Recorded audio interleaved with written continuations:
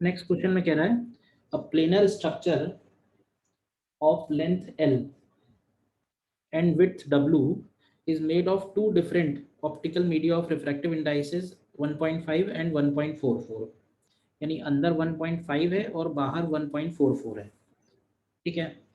When L is very very greater than W, a ray entering from end AB, यहाँ से एक रे enter हो रही है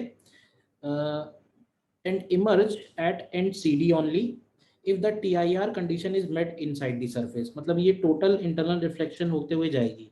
आपने कई बार देखा है कि ये ऑप्टिकल फाइबर का क्वेश्चन है ये, और ये कई बार क्वेश्चन पूछा जा चुका है। ठीक है ना। For L equal to 9.6,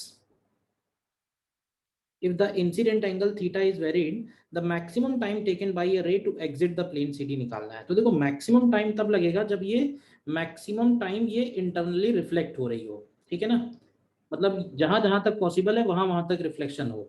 minimum time तो तब बनेगा ना जब ये स्ट्रेट निकल जाती, तो ऐसा नहीं है, मिनिमम टाइम नहीं पूछा है, हमें मैक्सिमम टाइम निकालना है। तो देखते हैं, आगे बढ़ते हैं इसमें। अब इसमें हमको TIR की कंडीशन मेट करानी है सीधे सीधे। ठीक है ना। तो थीटा की वैल्यू हम ज़्यादा से ज़्यादा रखेंगे जिससे ये मल्टीपल टाइम्स रिफ्लेक्ट हो, क्योंकि जितना ज़्यादा रिफ्लेक्ट होगी तो उतना ही उसमें टाइम भी ज़्यादा लगेगा। तो देखो यहाँ पे एंगल थीटा है, हम यहाँ पे एक नॉर्मल ड्रॉ कर लेते हैं, देखिए ध्यान से। ठीक है, ये नॉर्मल हो गया। और कंडीशन ये है कि ये वाला एंगल अगर हम लोग आर ले रहे हैं तो ये वाला एंगल IC के इक्वल हो जाए, यानी ये जो एंगल है इसकी वैल्यू IC के इक्वल हो, और ज्योमेट्री के हिसाब से ये 90 माइनस आर के भी इक्वल होगा। ठीक है। तो साइन IC का वैल्यू सबसे पहले लिखते हैं, तो साइन IC का वैल्यू यहाँ पे आएगा N2 अपॉन N1, तो N2 अपॉन N1 हो जाएगा 1.44 अपॉन 1.50। अब इसको सॉल्व नहीं करते हैं, ऐसे ही रखते हैं।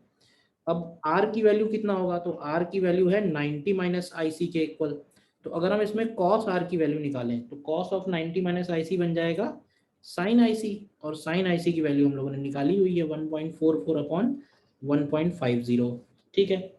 अब देखो डिस्टेंस कितनी ट्रैवल हो रही है एक बार में, तो ऐसे समझो कि ये वाला जो डिस्टेंस है, ठीक है, इस डिस्टेंस को अगर हम लोग मान लेते हैं कि x ले लें, ठीक, तो इस x को ट्रैवल होने में टाइम कितना लगा ये हम लोग पता करना चाह रहे हैं।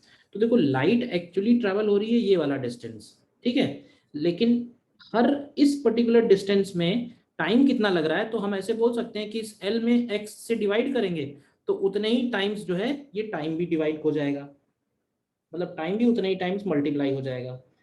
तो डिस्टेंस ट्रैवल्ड बाय द रे, डिस्टेंस ट्रैवल्ड बाय द रे, तो देखो x और इसमें जो रिलेशन होगा वो वही रिलेशन होगा जो L और स्लांट लेंथ में आएगा।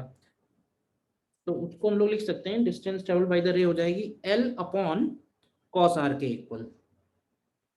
ठीक है। और उसकी स्पीड क्या होगी लाइट की, तो स्पीड लाइट की N1 मीडियम में हो जाएगी C अपॉन N1। तो टोटल टाइम कितना लगेगा, टाइम टेकन को हम लोग सीधा सीधा लिख सकते हैं, time taken will be distance, distance है L अपॉन कॉस आर। अब देखो L की वैल्यू दी हुई है 9.6, अपॉन कॉस आर करेंगे तो upon 1.44 into 1.50, and divided by speed करेंगे तो N1 का होगा मल्टीप्लाई, N1 का होगा इसमें मल्टीप्लाई, और C से होगा इसमें डिवाइड, तो ये हो जाएगा 3 इंटू 10 पावर 8। देखिए ध्यान से,